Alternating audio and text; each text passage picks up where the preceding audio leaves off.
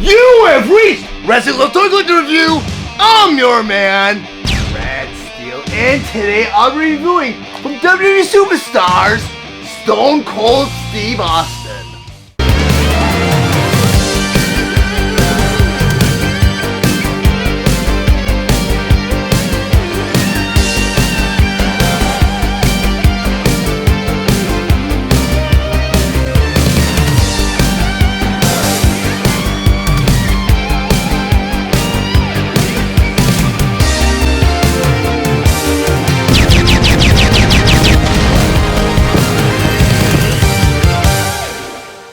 WWE Superstars, Stone Cold Steve Austin. But before I get into the actual review, we're going to go to some of the old school details on this packaging. Up front, here's two blisters showing you with the figure and this poster inside. In the top corner here, you have the WWE logo. Next to it says World Wrestling Entertainment. The other corner here, it says ages 6 and up. Plus top here, you have WWE Superstars. Down here, you have Stone Cold Steve Austin. Below that, you have the LJN logo.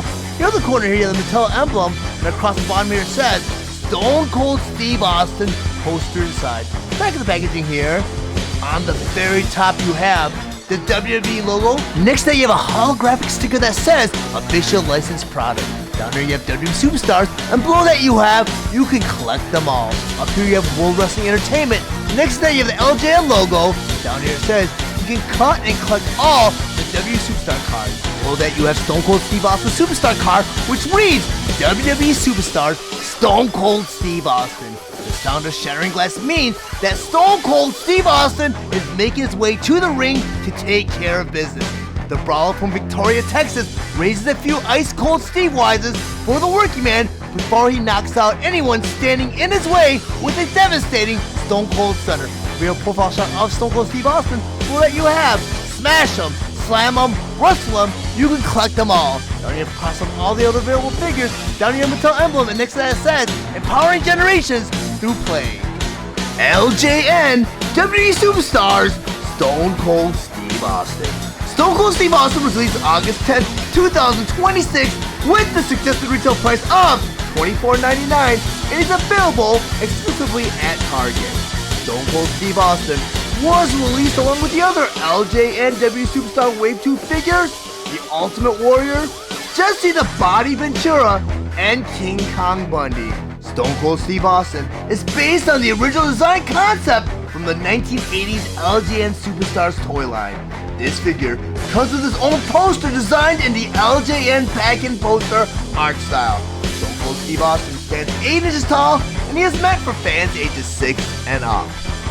Now that Stone Cold Steve Austin on my display table, let's go over some of his play features and accessories. First, I talk about his poster. This poster comes in a little blue box, very similar to the original blue box that came on the bottom of the display of the original figures from back in the 80s, except that the posters did not come in a blue box back then. It came with a blue wraparound where it was a piece of cardboard that kind of folded around this poster. You tied the poster from the back here. Here you actually get a box so you can store your poster, which is really cool. And much like the 80s figures, the poster's rolled up. So you need to unroll the poster, which a lot of us kids back then thought it was pretty tedious to unroll this, and we either taped it or tacked it to our walls.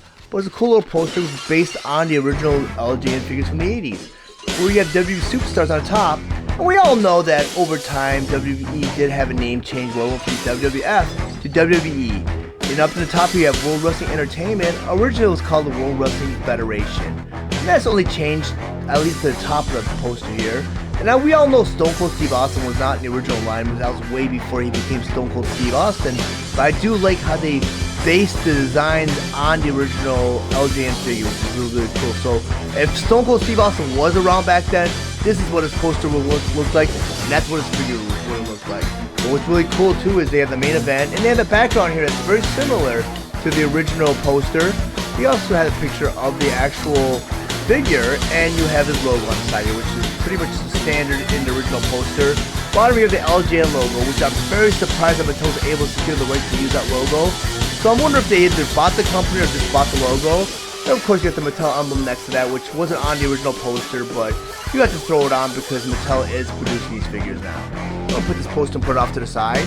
And let me go and talk about the actual figure. And as we all know, the original LJN figures had 0 points of articulation. It was just a rubber statue pretty much, but back in the 80s, us kids, we use our imagination, we play with our figures, and we just, we had him wrestle, even in the fixed position. Well, Stone Cold Steve Austin, of course, is doing his trademark pose where he has his arms up in the air. And there's a, has fantastic detail on his figure. I mean, the lack of points of articulation stinks, but I mean, you got the little tattoo on his calf right here. You have the leg brace right here. You have the Austin 316 vest here. Very, very nicely done figure. And the one change it did make was the material they used. It's not really made out of a rubber to say. It's more made out of like a rubbery plastic.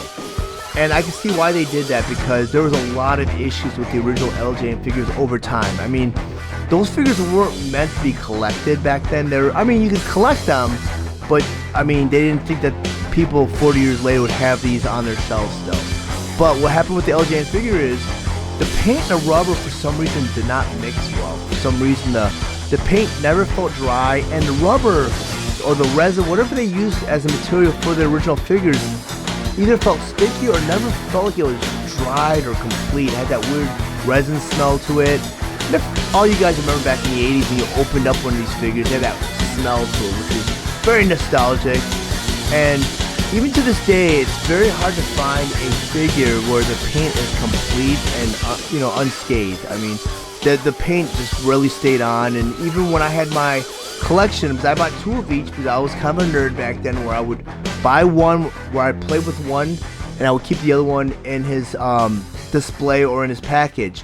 Well, most of those figures that I kept on display and did not play with still suffered from the paint chipping or getting scuffed, because even when I had them on the shelves, they would stick to the shelves and the paint would just be torn off the bottom of the boots, or if they touched the walls, some of the paint would be pulled off. It was kind of tedious, and I could never keep my figures in mint condition, because I don't know if it was the material or the paint. But what they did with this figure here is they molded it, and I know like some of the figures you can see some of the lines and the separation or the seams. I know when I looked at King Kong Bundy on the shelf, he had a line across his midsection right here, which is where they molded the bottom half and top half instead of molding out one mold. You can see the line right here where they probably molded it the same way they molded the original, but they made sure that they molded it where it does come apart. I know there's a way to take it apart because I've seen it online, but it's not one solid rubber statue. It's actually hollowed out, but it does have some weight to it. It's still pretty hefty, but I mean, if you look at the detail here, it's a nicely done figure, and I can see why, because I had a Macho Man Randy Savage that I had in storage for a while. I took him out after maybe 15 years in storage, and I noticed that he had some sort of spore that was growing in his back here. It was like a yellow and black, I don't know if it was fungus or not, that was growing in the back here, and I heard that that's kind of like a syndrome that goes on with the LJN figures, where it's very common for the figures to suffer from that, and they think it's a mold. And unfortunately, you had to dispose of the figure because you don't want that mold to kind of spread to the other figures. But I ended up selling off most of my LJN collection in the late 90s, early 2000s. So I used that to kind of pay for my professional wrestling training, which I went to Calgary to train to be a wrestler, which was really, really cool. But my LJN collection was the reason why I was able to do that.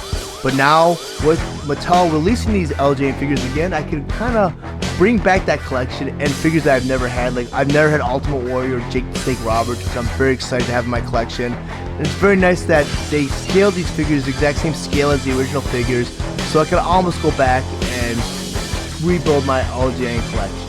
But if you guys found any of the information in this review valuable, please like and share this video. Also, if you really enjoy my content, please subscribe to my channel, and while you're there, click the bell to be notified of any future videos. I want to thank you guys for watching Red Circle Toy Clip Review. I'll check you guys out next time.